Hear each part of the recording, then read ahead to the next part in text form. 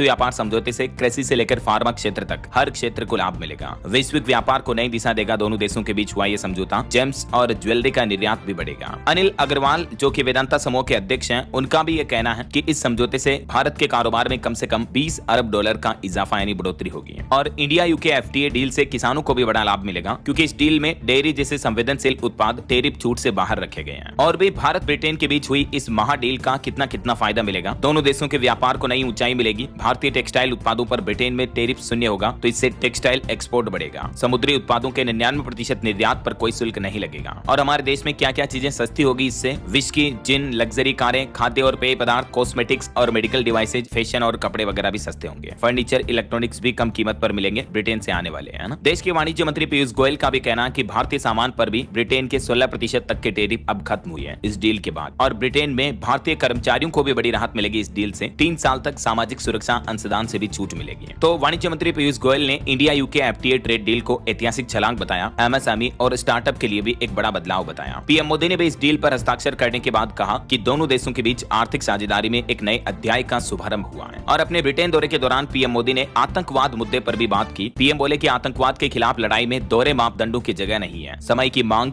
विस्तारवाद नहीं बल्कि विकासवाद है। पीएम मोदी ने कहा कि ब्रिटेन खालिस्तानी आतंकियों पर कार्रवाई करे। और पीएम मोदी ने ब्रिटिश किंग चार्ल्स को एक पौधा भी गिफ्ट किया। पीएम स्टारमर के साथ मसाला चाय पीते हुए भी नजर आए। प्रधानमंत्री के ब्रिटेन दौरे की कुछ तस्वीरें आप देख सकते हैं। और एक वाकया भी देखने को मिला जब पीएम मोदी ने कहा कि हम भी अंग्रेजी समझ सकते हैं। अनुवादक की गलती पर पीएम मोदी ने चुटकी ली और फिर आतंकवाद पर भी चेतावनी दी। तो कुछ यूं रहा पीएम मोदी का ब्रिटेन दौरा। अब प्रधानमंत्री मालदीव दौरे पर भी जा रहे हैं। ओके, और चलिए आगे बढ़ते हैं। अपन खबरों में देखिए आप, सरकार ने पूर्व वित्त सचिव अजय सेठ को IRDAI यानी इरडा प्रमुख के रूप में नियुक्त किया। 3 साल तक के लिए इनकी नियुक्ति हुई। भारतीय बीमा नियामक व विकास प्राधिकरण इरडा के अब ये नए अध्यक्ष होंगे। और वैसे दोस्तों, बीमा धारकों के लिए एक अच्छी खुशखबरी आई। इनको अध्यक्ष बनाने के साथ ही सरकार ने एक फैसला भी दिया। अब बीमा क्लेम का निपटारा तेजी से होगा। इरडा एक नया कानून लाने जा रहा। Insurance regulator development authority of India की तरफ से बीते दिन 24 जुलाई को इंटरनल इंश्योरेंस ओम्बड्समैन गाइडलाइंस 2025 का नया एक्सपोजर ड्राफ्ट जारी किया है। और इसके तहत बीमा कंपनियों को 50 लाख रुपए तक के दावों से जुड़ी शिकायतों के समाधान के लिए आंतरिक ओम्बड्समैन नियुक्त करना अनिवार्य होगा। इस पहल का मकसद यह है शिकायत निपटारे की गति बढ़ाई जाए, ताकि लोगों के बीमा क्लेम पेंडिंग ना रहे, जल्दी से कंप्लीट हो सके, है ना। चलिए अगला अपडेट देखिए। केंद्र सरकार ने पालन योजना को मंजूरी दी। 14,599 आंगनबाड़ी और क्रेच को मंजूरी मिली इस योजना के तहत। और इस योजना से कामकाजी महिलाओं के बच्चों को बड़ी सुविधा मिलेगी। महिला और बाल विकास मंत्रालय की तरफ से ये पालन योजना के तहत देश भर में 14,500 से भी ज्यादा आंगनबाड़ी कम क्रेच AWCC की स्थापना को मंजूरी दी गई है। इस पहल का उद्देश्य महिलाओं को पूर्ण दिवस बाल देखभाल सहायता उपलब्ध कराना और बच्चों के लिए सुरक्षित, पोषण युक्त और विकास उन्मुख वातावरण सुनिश्चित करना। चलिए बड़ी खबर देखिए। गृह मंत्री अमित शाह ने राष्ट्रीय सहकारी नीति 2025 का अनावरण किया। और अमित शाह बोले कि 2 दशकों तक ये सिस्टम लागू रहेगा। ये जो नई सहकारी नीति पेश की है, इस पर अमित शाह का कहना है कि विकसित भारत की अवधारणा इससे मजबूत होगी। देश में रोजगार के नए अवसर भी बनेंगे। अमित शाह बोले कि इस नीति का लक्ष्य है 2047 तक भारत को विकसित भारत बनाना। इस नीति को बनाते समय इस बात का ध्यान रखा गया है कि इसका केंद्र बिंदु लोग, गांव, कृषि, गांव की महिलाएं, दलित और आदिवासी हो। अब समझिए ये राष्ट्रीय सहकारिता नीति क्या है और इसके पीछे सरकार का क्या मकसद है। 6 बड़े मकसदों के पॉइंट्स आप देख सकते हैं। इस नीति के तहत गांव-गांव में लोगों को मिलकर काम करने का मौका दिया जाएगा। पुरानी सहकारी संस्थाओं को फिर से शुरू किया जाएगा, उन्हें नया स्वरूप दिया जाएगा। सबको साथ लेकर चलने वाला विकास लक्ष्य हासिल किया जाएगा। 2047 तक विकसित भारत, लोगों के लिए नई नौकरियां, ये सब इस नीति के पीछे प्लान है। और किसानों की स्थिति में भी इस नई सहकारिता नीति से 5 बड़े बदलाव होंगे। किसानों को आर्थिक आजादी मिलेगी, स्थानीय व्यवस्थाएं बढ़ेगी, महिला और युवाओं की भागीदारी मजबूत होगी, डिजिटल साक्षरता को बढ़ावा दिया जाएगा और गाँव में प्रशिक्षण और शिक्षा भी बेहतर की जाएगी, है ना। चलिए अगली बड़ी खबर देखिए। निशार सैटेलाइट लॉन्च होगा 30 जुलाई को। अमेरिकी अंतरिक्ष एजेंसी नासा और भारतीय अंतरिक्ष एजेंसी इसरो दोनों का ये संयुक्त मिशन है। और इस निशार सैटेलाइट का मकसद ये है कि भूकंप और मौसम से जुड़ी प्राकृतिक आपदाओं की जानकारी अब पहले से मिल पाएगी। ये उपग्रह हर 12 दिन में लगभग पूरी पृथ्वी का स्कैन करेगा, है ना। भूकंप, भूस्खलन, ज्वालामुखी, बांध, पुलों की कमजोरी वगैरह इस तरह के आपदा के संकेत पहले से मिल जाएंगे। ये निशार मिशन की कुछ प्रमुख बातें आप देख सकते हैं। और चलिए अगली बड़ी खबर देखिए। सुप्रीम कोर्ट में एक याचिका लगाई गई, सहमति से संबंध बनाने की उम्र को 18 साल से घटाकर 16 साल किया जाए। एक वरिष्ठ अधिवक्ता यानी वकील इंदिरा जयसिंह ने सुप्रीम कोर्ट से यह अनुरोध किया। अभी सुप्रीम कोर्ट में 16 से 18 साल के किशोरों की सहमति से बने प्रेम संबंधों पर बहस अभी जारी है। और वकील इंदिरा जयसिंह ने सुप्रीम कोर्ट से यह अनुरोध भी किया कि क्यों ना किशोरों की उम्र को 18 साल से घटाकर 16 साल कर दिया जाए। और पोक्सो कानून में भी करीबी उम्र करके एक नया अपवाद जोड़ने की मांग की। वकील का यह भी कहना कि इससे पहले 70 साल तक 16 साल ही सहमति से संबंध बनाने की उम्र रही थी, लेकिन पोक्सो एक्ट के बाद यह बदलाव किया गया। इंदिरा जयसिंह ने तर्क दिया। उन्होंने कहा कि ऐसे कानून किशोरों की समझ, आत्मनिर्णय की क्षमता और निजता के अधिकारों को नजरअंदाज करते होते हैं। तो अभी सुप्रीम कोर्ट में इस मामले को लेकर बहसबाजी अभी भी चल रही है और आगे सुझाव वगैरह भी लिए जाएंगे। वैसे आपका क्या ख्याल है, क्या हमारे देश में नाबालिग लड़के लड़कियों की उम्र को घटाकर 18 से 16 साल की जानी चाहिए या नहीं? आपकी क्या राय विचार कमेंट करके बताइएगा जरूर। फिलहाल देखिए अगली बड़ी खबर, सुप्रीम कोर्ट में एक और याचिका लगाई गई कि सभी कारों में अनिवार्य रूप से 6 एयरबैग होने चाहिए। तो सुप्रीम कोर्ट ने फिलहाल तो इस मांग वाली याचिका को खारिज कर दिया और कहा कि सरकार ऐसी नीतियां बनाएगी। ऐसा चलिए खबर आ रही दोस्तों, वर्ल्ड फूड इंडिया का आयोजन इसी साल भारत में 25 से 28 सितंबर तक होगा दिल्ली के भारत मंडपम में। और खबर है कच्चे तेल की मामूली कीमतों में गिरावट के बीच बिहार, यूपी, दिल्ली, मुंबई समेत कई जगहों पर पेट्रोल डीजल के रेट सस्ते हुए हैं और इसका बदलाव पेट्रोल डीजल के रेट में देखने को मिला है। यूपी के कुछ जिलों में पेट्रोल महंगा हुआ, जबकि गाजियाबाद में पेट्रोल 26 पैसे गिरावट में देखा रहा। बिहार में भी पेट्रोल के रेट में 15 पैसे की गिरावट देखी गई और डीजल भी 15 पैसे सस्ता हुआ। वैसे अभी देश के कुछ बड़े शहरों में पेट्रोल डीजल के रेट क्या चल रहे हैं, दिल्ली, मुंबई, चेन्नई, कोलकाता, नोएडा वगैरह में रेट्स आप देख सकते हैं। ओके, और चलिए अगली बड़ी खबर देखिए, संसद के मानसून सत्र के कुछ अपडेट देखते हैं। देखिए उपराष्ट्रपति चुनाव में इंडिया गठबंधन भी ज्वाइंट कैंडिडेट उतार सकता है। एनडीए की तरफ से थावरचंद गहलोत, ओम माथुर का नाम लिया जा रहा। चुनाव आयोग ने भी अब नए उपराष्ट्रपति के निर्वाचन की तैयारियां भी शुरू की है, क्योंकि उपराष्ट्रपति जगदीप धनखड़ भी इस्तीफा दे चुके हैं 3 दिन पहले, है ना। और वहीं देखिए इंडिया गठबंधन ने संसद में बिहार के चुनाव से पहले एसआईआर सिस्टम पर प्रदर्शन किया। बीजेपी ने तंज कसा कि जिन्हें लोकतंत्र तक लिखना नहीं आता वे लोकतंत्र का पाठ पढ़ाने निकले। इस पोस्टर पर बीजेपी ने तंज कसा, क्योंकि अभी बिहार में वोटर्स का जो वेरिफिकेशन करवाया जा रहा है, इस पर विपक्ष, कांग्रेस वगैरह ये विरोध कर रहे हैं, है ना। देखिए राहुल गांधी भी बोले कि चुनाव आयोग ने कर्नाटक में भी धोखाधड़ी की, हजारों बोगस वोटर्स जोड़े, हमारे पास 100% सबूत है। तो इस राहुल गांधी के आरोप पर भी इलेक्शन कमीशन ने कहा कि ये आरोप निराधार है, पहले शिकायत क्यों नहीं की। और वहीं देखिए सरकार ने संसद में कहा कि 30 दिन की छुट्टी ले सकते हैं सरकारी कर्मचारी, इसमें बुजुर्ग माता पिता की देखभाल करना हो या कोई व्यक्तिगत कारण हो। केंद्र सरकार ने राज्यसभा में इस बात की जानकारी देते हुए कहा कि अभी सरकारी कर्मचारियों के लिए प्रावधान है कि वो चाहे तो 30 दिन तक की छुट्टी ले सकते हैं ऐसा। और बिहार में वोटर वेरिफिकेशन के मामले पर संसद में विपक्ष ने नारेबाजी भी की। लोकसभा कार्यवाही सिर्फ 12 मिनट तक ही चल पाई। लोकसभा स्पीकर बोले कि तख्तियां लाने पर सदन नहीं चलेगा। वहीं खबर आ रही कि कांग्रेस में सब शादी वाले घोड़े हैं। दिल्ली के पूर्व मुख्यमंत्री अरविंद केजरीवाल पर भी राहुल गांधी ने एक तीखा हमला करते हुए तंज कसा। और खबर देखिए केंद्रीय और नवोदय विद्यालयों में 12,000 से ज्यादा शिक्षकों के पद खाली पड़े हैं। सरकार ने राज्यसभा में इस बात की भी जानकारी दी। चलिए अगला अपडेट आ रहा, सुप्रीम कोर्ट ने निर्देश दिया और कहा कि सरकार गैंगस्टर मामलों की स्पेशल कोर्ट बनाए। सुप्रीम कोर्ट ने कहा कि गिरफ्तारी से शुरू होकर जमानत पर केस खत्म होने का चलन बन चुका है, तो इसलिए सुप्रीम कोर्ट ने केंद्र सरकार को अब अलग से इस तरह की अदालतें बनाने का निर्देश भी दिया। वहीं दिल्ली हाईकोर्ट के पूर्व जस्टिस यशवंत वर्मा केस मामले पर भी जांच के लिए अब केंद्र सरकार अलग से कमेटी बनाएगा। इस कमेटी में 3 सदस्य होंगे, जिनमें से 2 जज होंगे। अभी सीजीआई गवाही इन हाईकोर्ट के जज के केस की सुनवाई से हट चुके हैं, है ना। चलिए खबर आ रही है, आरएसएस प्रमुख मोहन भागवत मुस्लिम धर्म गुरुओं से मिले। 70 से ज्यादा मौलानाओं और स्कॉलर से उन्होंने 3 घंटे तक बातचीत की। इससे पहले 2020 में उन्होंने मुस्लिम धर्म गुरुओं से मुलाकात की थी, मस्जिद गए थे। और वहीं अमरनाथ यात्रा पर आंकड़ा आ रहा कि अब तक 3.5 लाख से पार पहुंच चुका है अमरनाथ भक्तों का आंकड़ा। इस साल बीते 21 दिनों में 3,42,000 से भी ज्यादा श्रद्धालु दर्शन कर चुके हैं बाबा बर्फानी के। चलिए बड़ी खबर देखिए, उत्तर प्रदेश में स्कूलों के विलय मामले में अब यूपी सरकार को बड़ा झटका लगा। यूपी लखनऊ हाईकोर्ट ने आदेश दिया और फिलहाल रोक लगा दी है। उत्तर प्रदेश के सीतापुर जिले में फिलहाल स्कूलों के मर्जर पर रोक लगाई। हाईकोर्ट ने कहा कि अभी पुरानी स्थिति बहाल रखें। इस मामले पर अगली सुनवाई अब अगले महीने 21 अगस्त को होगी। तब तक सीतापुर में तो स्कूल मर्जर नहीं होंगे। लखनऊ हाईकोर्ट की तरफ से यह कड़ा फैसला सुनाया गया। और दोस्तों मुंबई ट्रेन विस्फोट मामले में भी सुप्रीम कोर्ट ने सभी 12 आरोपियों को बरी करने के फैसले पर रोक लगा दी है। जो अभी 2 दिन पहले मुंबई हाईकोर्ट ने, आपको पता होगा, सभी 12 आरोपियों को जो बरी कर दिया था। तो इस मामले पर अब सुप्रीम कोर्ट में याचिका लगाई गई और मुंबई ट्रेन ब्लास्ट के बॉम्बे हाईकोर्ट के फैसले पर सुप्रीम कोर्ट ने रोक लगा दी है। हालांकि इस फैसले पर रोक लगाने के बावजूद सुप्रीम कोर्ट ने कहा कि फिलहाल उन आरोपियों को दोबारा जेल भेजना जरूरी नहीं है, लेकिन इस केस की अगली सुनवाई अब सुप्रीम कोर्ट में चलेगी, क्योंकि बॉम्बे हाईकोर्ट के फैसले के खिलाफ महाराष्ट्र सरकार ने सुप्रीम कोर्ट में याचिका लगाई थी, है ना। और वहीं दोस्तों मुंबई लोकल ट्रेनों में हादसों पर भी आंकड़े सामने आ रहे हैं कि बीते साल 2024 में 2282 लोगों की मौतें हुई मुंबई लोकल ट्रेनों में। ज्यादातर मौतें ट्रैक पार करने या चलती ट्रेन में चढ़ते उतरते दौरान ट्रेन से गिरने की वजह से हुई है। बीते 10 सालों में 26,500 मौतें हो चुकी हैं सिर्फ मुंबई लोकल ट्रेनों के हादसों में। चलिए अगली बड़ी खबर देखिए, देश भर के 23 करोड़ से भी ज्यादा राशन कार्ड धारकों के लिए अलर्ट जारी हुआ। सरकार की सख्ती के बाद राशन कार्ड से आपका भी नाम कट सकता है। समझिए पूरा मामला क्या है। तो दरअसल सरकारी राशन लेने और उससे जुड़ी योजनाओं का लाभ लेने वालों के लिए केंद्र सरकार ने एक अहम चेतावनी जारी की है। खास करके केंद्र सरकार ने उन लोगों के खिलाफ सख्त रुख अपनाने का फैसला किया है जो कि सिर्फ कागजों पर योजनाओं का लाभ ले रहे हैं, लेकिन वास्तव में राशन नहीं उठा रहे हैं। वैसे तो देश भर में करीब 23 करोड़ राशन कार्ड बने हुए हैं अभी,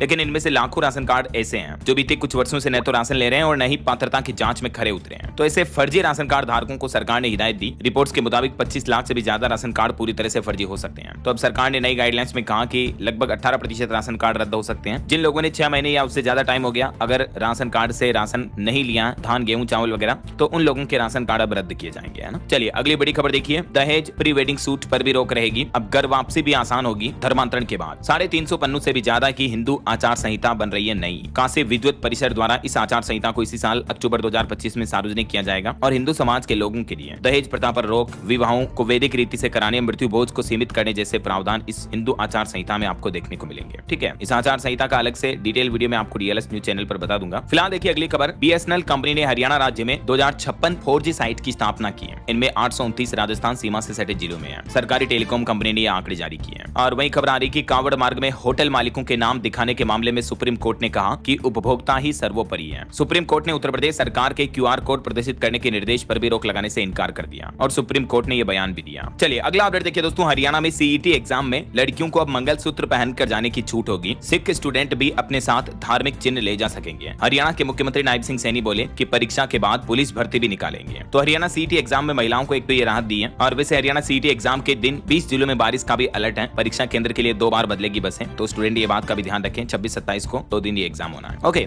और चलिए अगला अपडेट देखिए दोस्तों, कर्नाटक के बेंगलुरु में दुकानों पर नो UPI के बोर्ड लगाए गए। जो छोटे कारोबारियों को दुकानों को GST नोटिस मिल रहे हैं, उसका विरोध किया जाना, कर्नाटक सरकार झुकी और कहा कि 3 साल तक का GST माफ किया जाएगा व्यापारियों के लिए। 9000 से भी ज्यादा दुकानदारों को तो 4 साल के बकाया GST नोटिस मिले हैं। टोटल 22000 से भी ज्यादा छोटे मजले व्यापारी दुकानों वालों को GST नोटिस की वजह से परेशानी आ रही है। जो दूध, फल, फ्रूट, सब्जी बेचने वाले, ठेले लगाने वाले लोग बाग हैं, उनको भी नोटिस भेजे जा रहे। देखिए जरा। चलिए अगला अपडेट देखिए, गुजरात के डेडियापाड़ा में दिल्ली के पूर्व मुख्यमंत्री अरविंद केजरीवाल की जनसभा हुई। बोले कि भाजपा का नेता पहले साइकिल पर घूमता है, नेता बनते ही उसका बंगला बन जाता है। वहीं खबर है छत्तीसगढ़ के राजशेखर भी अब अंतरिक्ष में जाएंगे। शुभांशु शुक्ला के बाद अब इनका दौरा होगा। उन्होंने कहा कि पढ़ाई के दौरान नासा को भेजा था ईमेल, अब अमेरिकी कंपनी ने उनको स्पेस मिशन के लिए चुना है। वहीं देखिए हिमाचल प्रदेश में 6080 मीटर ऊंची चोटी पर पैराग्लाइडिंग किया। जिमनार ने 15 मिनट तक भरी उड़ान। ये वो ट्रेनर है। और खबर है हिमाचल शिमला में स्क्रब टाइफस का भी पहला केस सामने आया। IGMC में 32 वर्षीय महिला पॉजिटिव मिली। पिस्सू के काटने से ये बीमारी फैलती है। वहीं देखिए पंजाब, हरियाणा और चंडीगढ़ के कांग्रेस सांसदों ने प्रदर्शन किया। पंजाब के गोल्डन टेंपल को धमकी देने वालों की गिरफ्तारी की मांग की और बोले कि संसद में हम विरोध को और तेज करेंगे। और मध्य प्रदेश के ADG ने एक अनोखा फरमान जारी किया। मध्य प्रदेश पुलिस ट्रेनिंग में नए आरक्षक रामायण पढ़ें। ट्रांसफर मांगने पर उन्होंने सलाह दी। कांग्रेस को इस बात से आपत्ति है। कांस्टेबल बोले कि मन को शांति मिलेगी। तो मध्य प्रदेश पुलिस भर्ती में अब जो नए कांस्टेबल होंगे वो ट्रेनिंग के दौरान रामायण पाठ करेंगे। ये सलाह मध्य प्रदेश पुलिस मुख्यालय के ADG की तरफ से दी गई है। और खबर देखिए हरियाणा गुरुग्राम में 8 अवैध बांग्लादेशी नागरिकों को गिरफ्तार किया गया। इनके पास से फर्जी दस्तावेज भी बरामद हुए हैं। और खबर देखिए दोस्तों, केंद्र सरकार का गृह मंत्रालय नॉर्थ ब्लॉक से शिफ्ट हो रहा है। सभी मंत्रालय सेंट्रल विस्टा के तहत अब नई इमारत में जाएंगे। नॉर्थ साउथ ब्लॉक में अब म्यूजियम बनाया जाएगा। केंद्रीय गृह मंत्रालय का पता रायसीना हिल्स नॉर्थ ब्लॉक से जल्द ही बदलने वाला है। इसे जनपथ में बनी common central secretariat CCS building में शिफ्ट किया जा रहा है। और देखिए दोस्तों, बॉम्बे हाई कोर्ट ने कहा कि अगर सड़क खराब हो तो ठेकेदार कंपनी पर ही क्यों FIR दर्ज किया जाए। जो PWD अधिकारी निगरानी करते हैं वे कैसे बच सकते हैं। मतलब सिर्फ ठेकेदारों की गलती नहीं होगी। ऐसे मामलों में अब PWD अधिकारियों की भी पूरी जिम्मेदारी तय होगी ऐसा। और वहीं देखिए बड़ी खबर दोस्तों, बीते दिन एक रूसी प्लेन चीन सीमा के पास क्रैश हो गया, जिसमें सवार सभी 49 लोगों की मौत हो गई। रूस का ये एक यात्री विमान था जो चाइना बॉर्डर के पास क्रैश हुआ। मैंने आपको कल ही इसकी डिटेल खबर बताई थी, है ना। और वहीं दोस्तों अहमदाबाद प्लेन क्रैश मामले पर भी खबर आ रही कि इस प्लेन क्रैश के बाद अब 112 पायलटों ने छुट्टी ली। तो सरकार बोली कि हादसे के 4 दिन बाद ये पायलट बीमार पड़ गए थे। एयर इंडिया को DGCA ने 4 नोटिस भी भेजे। वहीं अहमदाबाद प्लेन क्रैश में जो इकलौता शख्स बच गया था, विश्वास कुमार, वो अभी सदमे में है। उनके पिताजी बोले कि बेटा रात रात भर नहीं सोता है। चिंता में उसकी मां भी बीमार हो गई। आपको पता होगा ये शख्स अकेला इस पूरे विस्फोट से बचकर बाहर निकला था। ये वीडियो भी वायरल हुआ था। प्रधानमंत्री नरेंद्र मोदी ने भी इनसे मुलाकात की थी जब ये हॉस्पिटल में भर्ती थे, है ना। और वहीं बीते दिन दिल्ली एयरपोर्ट पर भी टेक ऑफ से पहले एक प्लेन में खराबी देखी गई। स्पीड दिखाने वाली स्क्रीन बंद हो गई थी। मुंबई जा रही एयर इंडिया एक्सप्रेस की फ्लाइट को फिर रोका गया। ओके, और चलिए अगला अपडेट देखिए दोस्तों, अब बैंकिंग सर्विस भी महंगी हो गई। हाल ही में कई सारे बैंकों ने पासबुक अपडेट से लेकर कैश विड्रॉल तक चार्जेस में बढ़ोतरी की है। अधिकतर बैंकों की सर्विस महंगी हो चुकी है। अब IMPS ट्रांजैक्शन पर भारतीय स्टेट बैंक SBI भी चार्ज लगाएगा। जुलाई महीने से ये चार्जेस लागू होना शुरू हो चुके हैं। देख सकते हैं आप कितना कितना चार्ज लगेगा। इसके अलावा बैंकों की इन छोटी छोटी सुविधाओं पर भी अब आपको एक्स्ट्रा चार्जेस देने पड़ेंगे। इस बाबत भी डिटेल जानकारी आप देख सकते हैं स्क्रीन पर, जैसे डुप्लीकेट पासबुक बनवाने पर 100 रुपए का चार्ज वगैरह वगैरह, ना। बहरहाल अभी तो अपन कुछ और महत्वपूर्ण और काम की खबरें देखेंगे दोस्तों, लेकिन फिलहाल वक्त तो चला है आज के ताजा मौसम समाचार जानने का। और हाँ, एक छोटी सी रिक्वेस्ट आपसे ये है दोस्तों, अगर आप DLS मौसम अपडेट में तो मौसम विभाग हालांकि देश की आर्थिक राजधानी मुंबई में भारी बारिश होगी, हाई टाइड का भी अलर्ट जारी हुआ और बंगाल की खाड़ी से नए बादल उठ रहे हैं। इसके चलते उड़ीसा और झारखंड राज्य में भारी बारिश का अलर्ट है। जल भराव और बाढ़ की भी आशंका रहेगी। और इधर देखिए पहाड़ी राज्य हिमाचल प्रदेश में फिर से लैंडस्लाइड हुआ। अभी भी 350 सड़कें बंद पड़ी हैं। अब तक हिमाचल में 137 से ज्यादा मौतें हो चुकी हैं। बीते दिन हिमाचल में एक बड़ी दुर्घटना भी हो गई। यात्रियों से भरी बस खाई में गिरी, जिसमें 8 लोगों की मौत हो गई, 21 से ज्यादा घायल हो गए। और मौसम के हालातों की अगर बात करें तो हिमाचल में अब 3 दिन बारिश का अलर्ट नहीं रहेगा। हालांकि 27 तारीख के बाद दोबारा एक्टिव होगा वेस्टर्न डिस्टर्बेंस, तो 27 के बाद फिर से बारिश बढ़ेगी हिमाचल में। और इस बार जो मानसूनी सीजन में हिमाचल में काफी बादल फटने की घटनाएं हुई, तो इस पर भी वैज्ञानिकों ने स्टडी शुरू की। केंद्रीय टीम ने मुख्य सचिव के साथ मीटिंग भी की। हिमाचल में बादल फटने और बाढ़ आने का वैज्ञानिक डेटा एकत्र करेगी ये केंद्रीय टीम। कुछ और राज्यों के मौसम के हालात देखिए आप। छत्तीसगढ़ के मानसून का लाइव अपडेट। पेंड्रा में बारिश से पुलिया बही, 2 हिस्सों में कटी सड़क भी। अमरकंटक से लौट रहे श्रद्धालु फंस गए, 6 गांवों का संपर्क टूटा। अभी भी छत्तीसगढ़ के कई जिलों में आज भी भारी बारिश की चेतावनी है। इधर पंजाब के भी 3 जिलों में बारिश का येलो अलर्ट जारी हुआ। 28 जुलाई के बाद बदलेगा मौसम। हरियाणा के भी मानसून का लाइव अपडेट देखिए। सिरसा और फतेहाबाद में बारिश की चेतावनी। प्रदेश में सामान्य से 21% अधिक बारिश हुई अब, और कल से फिर मौसम साफ रहेगा। इधर झारखंड में भी देखिए 28 जुलाई तक प्रदेश में हेवी रेन का अलर्ट जारी हुआ। रांची में भी भारी बारिश चल रही है। राज्य में अब तक सामान्य से 52% ज्यादा बारिश हुई है। और बिहार के भी मानसून का लाइव अपडेट देखिए दोस्तों। पटना, हाजीपुर और जमुई में तेज बारिश देखने को मिली। 19 जिलों में ऑरेंज अलर्ट है। नेपाल में जो भारी बारिश हो रही है, इस वजह से बिहार में भी कई नदियां उफान पर चल रही, जैसे कोसी, गंगा वगैरह। और मध्य प्रदेश की भी घटना देखिए। शिवपुरी में महिला और 2 बच्चियां बह गई, 1 की मौत हो गई। एमपी के अशोकनगर में भी बाढ़ जैसे हालात चल रहे हैं। विदिशा में भी एक गर्भवती महिला को रस्सी के सहारे पुलिया पार करवाई गई। ये मध्य प्रदेश के मानचित्र में आप देख सकते हैं। आज भी एमपी के ज्यादातर जिलों में भारी बारिश का येलो अलर्ट रहेगा। और उत्तर प्रदेश के भी मानसून का लाइव अपडेट देखिए। ललितपुर में बादलों ने खींचा डैम का पानी। एक बांध का पानी पूरा बादल खींचते हुए वीडियो में कैप्चर हुआ, देख सकते हैं आप। एक पिकअप भी बह गई, रेलवे ट्रैक भी डूबा। इटावा में एक बच्ची भी नाले में बह गई। ये तस्वीर देख सकते हैं, कुदरत का अनोखा नजारा। ललितपुर में सजनाम बांध के पास नदी से वाटर स्पाउट का नजारा दिखा। वाटर स्पाउट उसे कहते हैं जब एक जल स्तंभ की तरह बादल पानी को ऊपर खींचते हैं। तो ये एक तरह की वैज्ञानिक घटना है। देख सकते हैं किस तरह से बांध से बादल पूरा पानी को मानो पाइप में खींच रहे हो वैसे खींच रहे हैं। बाकी अभी भी उत्तर प्रदेश के 75 जिलों में भारी बारिश का अलर्ट है। कुछ जगहों पर भारी, कुछ जगहों पर मध्यम, कुछ जगहों पर हल्की बारिश होगी, है ना। राजस्थान के भी कुछ जिलों के हालात देखिए। झालावाड़ में भी पानी में समा गई कार। करौली में बाइक सवार 2 युवक बह गए। झुंझुनू में धमाके के साथ भर